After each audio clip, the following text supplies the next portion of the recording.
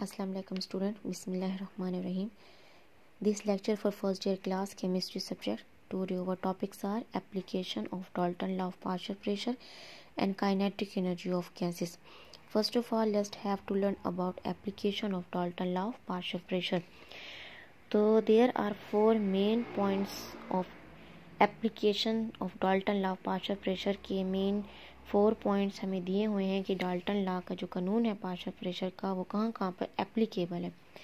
Number 1 है कि हमें दिया हुआ है कि some gases are collected over water in laboratory.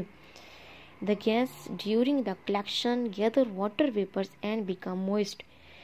देखिए, लेबोरेटरी के अंदर जब डिफरेंट गैसेस प्रोड्यूस की जाती है यानी उनकी प्रोडक्शन होती है, प्रोड्यूस होने के बाद उनको कलेक्ट किया जाता है। तो कलेक्शन करने के लिए सम गैसेस ऐसी होती हैं जिनको हम ड्राई फेस में कलेक्ट नहीं कर सकते, जैसे ऑक्सीजन गैस है। तो उन गैसेस को, जैसे ऑक्सीजन गैस है, ऑक्सीजन गैस फिर कलेक्टेड होती है ओवर द वाटर, यानी पानी से हम उसको पास आउट करके उसको कलेक्ट किया जाता है। तो जब इस तरह से जब कोई भी गैस जिसको हम कलेक्टेड करते हैं, फिर वो उससे क्या होता है, वो वाटर वेपर भी उसके अंदर ऐड हो जाते हैं उस गैस के अंदर। वो गैस देन बिकम मॉइस्ट हो जाती है, यानी फिर वो गैस हाइड्रेटेड हो जाती है, उसके अंदर वाटर ड्रॉपलेट ऐड हो जाते हैं।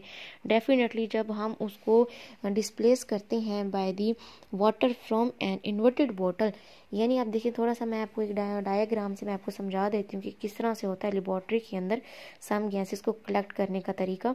सपोज हमारे पास एक कॉनिकल फ्लास्क है जिसके अंदर रिएक्शन हो रहा है और ये ऑक्सीजन गैस जो है प्रोड्यूस हो रही है। अब इस ऑक्सीजन गैस को हमने ट्यूब के ज़रिए से हमने कलेक्ट करना है एक दूसरी कॉनिकल फ्लास्क के अंदर। तो इस ऑक्सीजन गैस को डायरेक्ट ड्राई फेस के अंदर हम कलेक्ट नहीं कर सकते।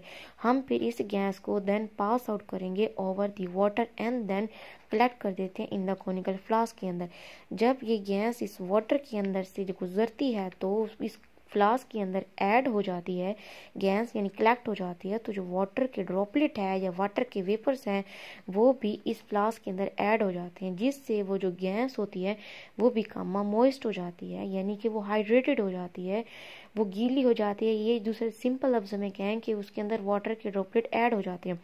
अब देखें, जैसे ही वाटर के ड्रॉपलेट ऐड हो गए हैं यानी वाटर वेपर्स आ गए हैं, तो अब वाटर वेपर अपना प्रेशर एग्जर्ट करेंगे और जो गैस होगी जो कलेक्टेड होगी वो अपना पार्शियल प्रेशर एग्जर्ट करेंगे। तो जो partial pressure that are exerted by the water vapour उसको डिनोटेड किया गया है PW से, यानी कि वाटर वेपर से जो प्रेशर एग्जर्ट किया गया है डिनोटेड बाय P। और इसी तरह से जो कलेक्टेड गैस अपना पार्शियल प्रेशर एग्जर्ट करेगी, अब वो गैस मॉइस्ट गैस है, ठीक है ना, यानी हाइड्रेटेड गैस है। अब वो जो गैस पार्शियल प्रेशर एग्जर्ट करेगी उसको डिनोटेड किया गया है बाय दी P मॉइस्ट से, ठीक है ना, यानी कि हाइड्रेटेड गैस जो अपना पार्शियल प्रेशर एग्जर्ट करेगी। अब हमने ऑक्सीजन गैस का पार्शियल प्रेशर फाइंड आउट करना है इन द ड्राई फेस, यानी कि P को हम ड्राई फेस गैस के अंदर ऑक्सीजन का पार्शियल प्रेशर फाइंड आउट करना है, जबकि हमें तो ऑक्सीजन मिल रही है मॉइस्ट कंडीशंस में यानी हाइड्रेटेड कंडीशंस में। तो उसके लिए हमारा जो मसला हल करवाया वो हमें डाल्टन लॉ के पार्शियल प्रेशर को हम यहाँ पर एप्लीकेबल करते हुए अप्लाई करते हुए हम कि ऑक्सीजन का ड्राई फेस के अंदर भी पार्शियल प्रेशर फाइंड आउट कर सकते हैं। वो किस तरह से, यानी कि उसने क्या करा, हम सपोज के जो प्रेशर एग्जर्टेड किया गया है बाय दी मॉइस्ट गैस का वो इज इक्वल टू बराबर होता है ड्राई गैस का partial pressure plus the partial pressure exerted by the water vapour. अब जो वाटर वेपर अपने जो प्रेशर एग्जर्ट करते हैं बेसिकली हम उसे एक्सटेंशन भी कहते हैं, तो इसकी जगह हम एक्सटेंशन लिख देंगे। अब उस मॉइस्ट या हाइड्रेटेड ऑक्सीजन गैस का पार्शियल प्रेशर फाइंड आउट करने के लिए हम अब इन दोनों को हमने सम किया है। अब हमने क्या चीज़ फाइंड आउट करनी है, हमने ड्राई फेस में पार्शियल प्रेशर फाइंड आउट करना है। तो ड्राई फेस में पार्शियल प्रेशर फाइंड आउट करने को हम इसको इस तरफ लेकर आएंगे, तो मॉइस्ट गैस पार्शियल प्रेशर यहाँ पर जाकर माइनस हो जाएगी, यानी कि Dalton law of partial pressure को इस्तेमाल करते हुए while solving this numerical the extension is subtracted, उसको माइनस कर देंगे from the total partial pressure of the moist gas, यानी कि जो टोटल मॉइस्ट गैस यानी ऑक्सीजन गैस की मैंने आपको एग्जांपल दी है, वो जो टोटल पार्शियल प्रेशर एग्जर्ट करेगी उसको हम पहले फाइंड आउट कर देंगे, फिर उसमें से जो वाटर वेपर अपना एक्सटेंशन करेगी उसको माइनस कर देंगे, तो जो भी बचेगा वो हमारा होगा partial pressure of that gas in the dry face. Suppose oxygen की एग्जांपल दी है मैंने, ठीक है। नेक्स्ट हमारे पास जो पॉइंट है अपना डाल्टन लॉ के पार्शियल प्रेशर का, वो उन्होंने बताया कि its application during the process of respiration. Respiration यानी कि the process of respiration depend upon the difference in the partial pressure.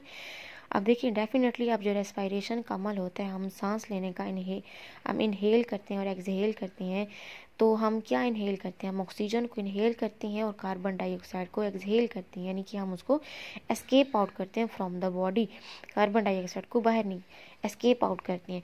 तो ये जो हमारा जो प्रोसेस हो रहा है, यानी ऑक्सीजन का इंजर्ट करना, इनहेल करना, कार्बन डाइऑक्साइड का एक्सहेल करना, यानी उसको एस्केप आउट करना फ्रॉम द बॉडी, बेसिकली ये भी जो हमारा फिनोमिना है ये नेचुरली है, कुदरती है, और ये किसके ऊपर डिपेंड अपॉन कर रहा है, ये हमारा पार्शियल प्रेशर के ऊपर डिपेंड अपॉन कर रहा है।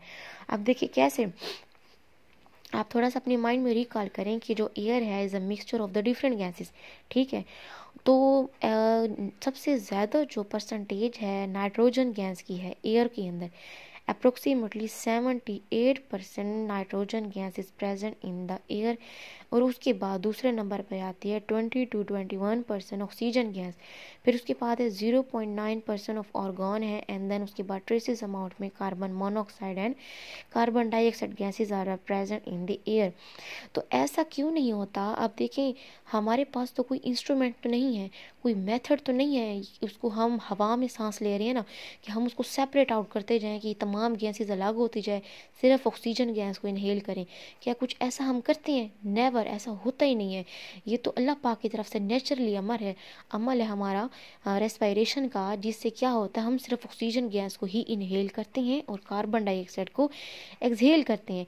अब मैंने आपको क्या बताया, सबसे ज़्यादा ऑक्सीजन की परसेंटेज की सबसे ज़्यादा जो गैस की परसेंटेज है नाइट्रोजन गैस है हवा के अंदर, तो उसको हम क्यों नहीं इनहेल करते, वो क्यों नहीं चली जाती ऑटोमेटिक, तो वो क्यों नहीं जाती, basically depend upon the difference in the partial pressure of all gases that are present in the atmosphere।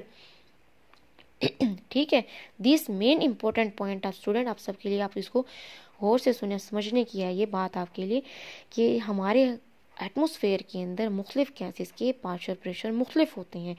तो हमारा जो लंग्स के अंदर ऑक्सीजन का जो पार्शियल प्रेशर होता है वो होता है हमारे अंदर, देखिए the partial pressure of oxygen in the air, हवा के अंदर होता है 159 टॉर, और हमारे लंग्स के अंदर होता है 116 टॉर, यानी 116 टॉर का प्रेशर होता है हमारे लंग्स के अंदर ऑक्सीजन का, और हवा में ऑक्सीजन का पार्शियल प्रेशर होता है 159 टॉर। तो अब देखें बाहर ज़्यादा है पार्शियल प्रेशर और हमारे लंग्स के अंदर ऑक्सीजन का पार्शियल प्रेशर कम है। और आपने पढ़ा होगा active transport, passive transport, osmosis के बारे में आप लोगों ने पढ़ा होगा, कंसंट्रेशन ग्रेडियंट के अगेंस्ट, कि क्या होता है कि जब कोई एक हायर कंसंट्रेशन से मॉलिक्यूल देन मूव करते हैं to the lower concentration area की तरफ से, क्योंकि उस सिस्टम को मेंटेन करने के लिए। तो यहाँ पर भी ऐसा है, जब हवा में पार्शियल प्रेशर ग्रेटर है और ऑक्सीजन की और लंग्स के अंदर ऑक्सीजन का पार्शियल प्रेशर 116 टॉर है, कम है, तो क्या होगी, जो ऑक्सीजन होगी वो ज़्यादा पार्शियल प्रेशर वाले एरिया से लो पार्शियल प्रेशर वाले एरिया की तरफ मूव करती है, यानी कि हवा से लंग्स की तरफ, फेफड़ों की तरफ ऑक्सीजन जाती है, क्योंकि पार्शियल के फ़र्क की वजह से, जबकि कार्बन डाइऑक्साइड का पार्शियल प्रेशर हमारी बॉडी के अंदर ज़्यादा होता है और हवा में कम होता है। यही वजह है कि हम कार्बन डाइऑक्साइड को एक्सहेल करते हैं और ऑक्सीजन को इनहेल करते हैं, और due to the difference in the partial pressure. ठीक है, क्लियर है। तो और बेसिकली ये जो, चलिए फिर आगे आपको बता देती हूँ। फिर नेक्स्ट हमारे पास थर्ड पॉइंट है, at a higher altitude the pilots feel the uncomfortable breathing because the partial pressure of oxygen in the unpressurise cabin is low. अब देखिए जैसे जैसे हम अर्थ क्रस्ट से हम सतह यानी ज़मीन से ऊपर की तरफ जैसे जैसे हम हाइट की तरफ, बुलंदी की तरफ मूव करते जाएं, तो वहाँ पर क्या होता है, टेम्परेचर जो होता है ना वो डिक्रीज़ होना शुरू हो जाता है। टेम्परेचर जैसे ही डिक्रीज होना शुरू हो जाता है तो वहाँ पर ऑक्सीजन की कमी हो जाती है।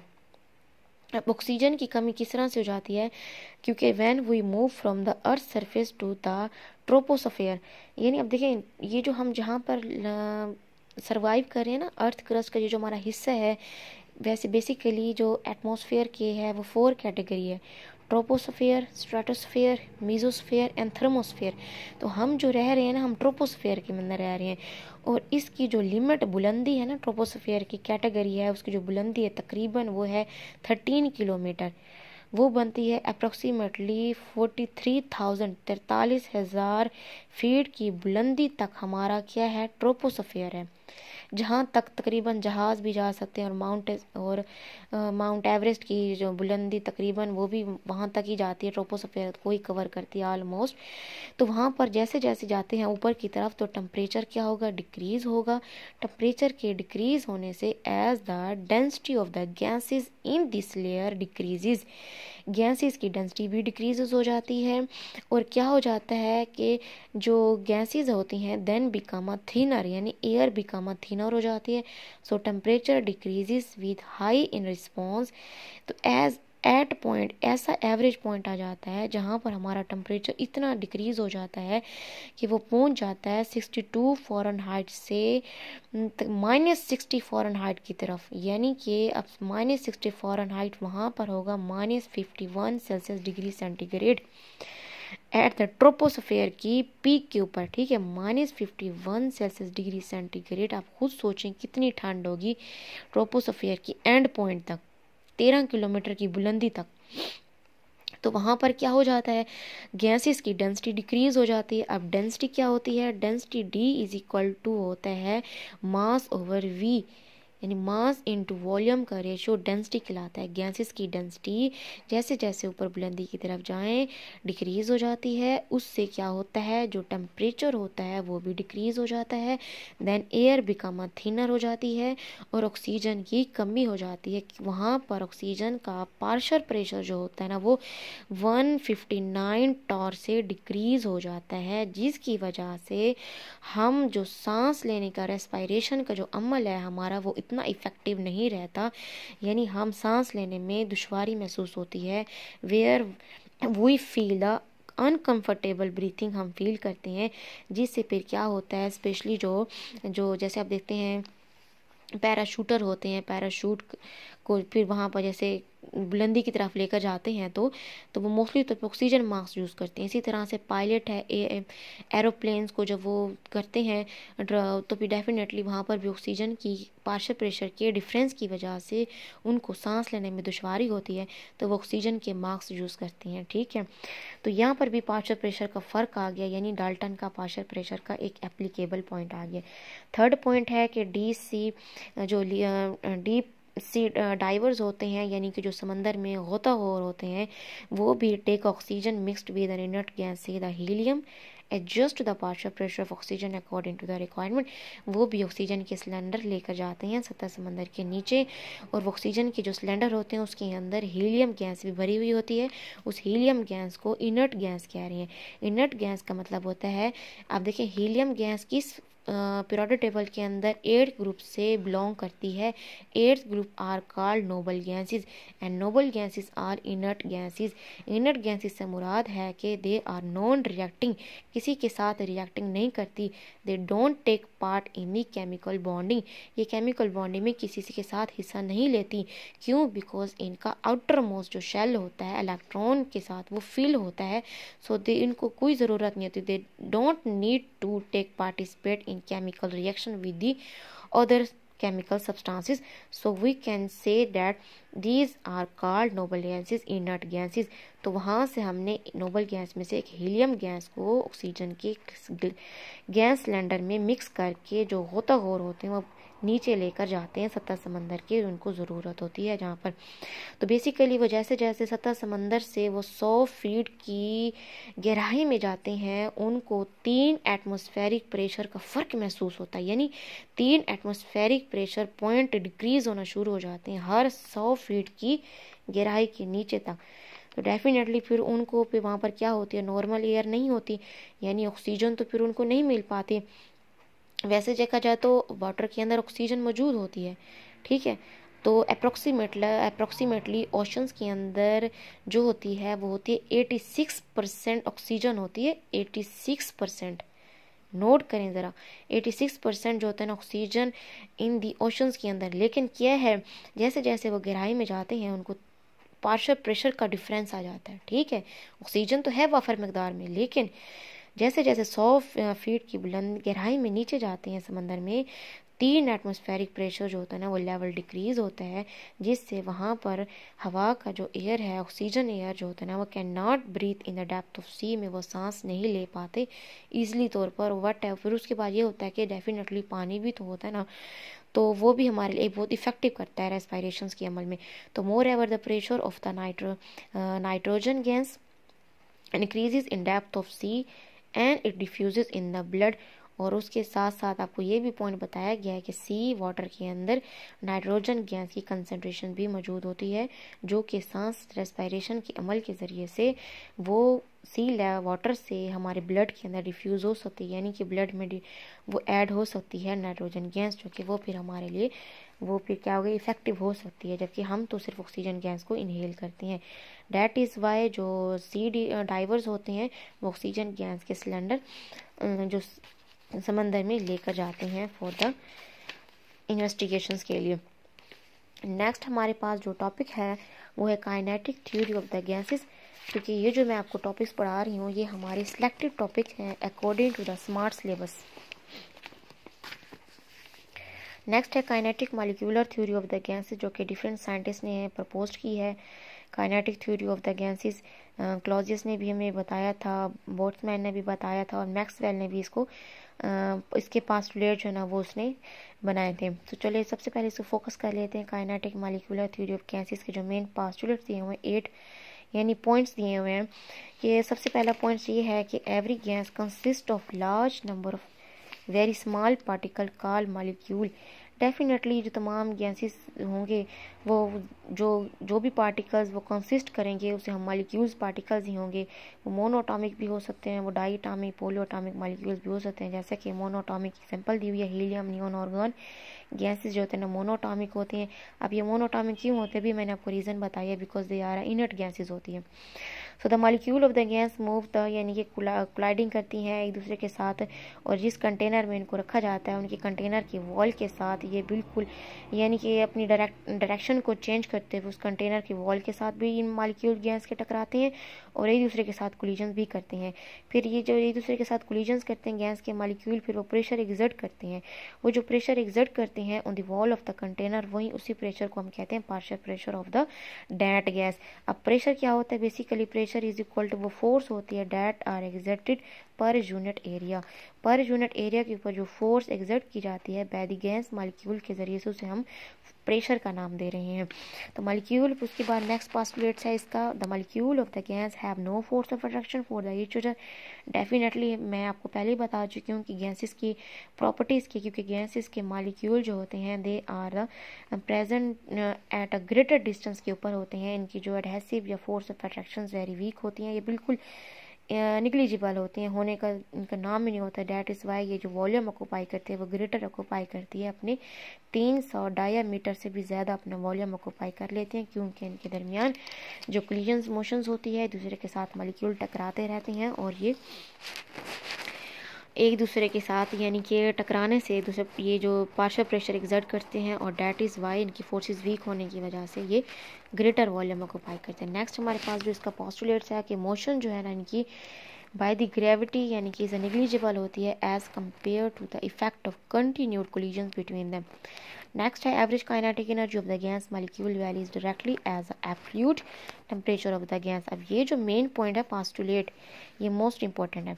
अब वो क्या कह रहे हैं, वो कह रही हैं कि जो काइनेटिक एनर्जी होती है गैस मॉलिक्यूल के वो डायरेक्टली प्रोपोर्शनल है to the temperature of that gas, यानी टेम्परेचर के बढ़ाने से गैस की काइनेटिक एनर्जी बढ़ जाती है। अब काइनेटिक एनर्जी क्या होती है, एक होती है पोटेंशियल एनर्जी। पोटेंशियल एनर्जी वो होती है the energy due to the position of that subject, that substances, किसी सब्सटेंसेस की पोजीशन की जो वो एनर्जी कैरी करता है वो उसे पोटेंशियल एनर्जी कहते हैं। और kinetic energy due to its motion of the gas molecule, gas molecules की मोशन या कोलिजन की वजह से जो एनर्जी उनकी होती है एक्सप्रेस की जाती है उसको काइनेटिक एनर्जी कहते हैं। तो इसका मतलब है जैसे जैसे उसी गैस का अगर हम टेम्परेचर बढ़ा दे जाएं तो उनके दरमियान जो कोलिजन होगी, एक दूसरे के साथ टकराना होगा, उनकी जो मोशन होगी वो भी बढ़ेगी। क्यों? उनकी काइनेटिक एनर्जी बढ़ रही है।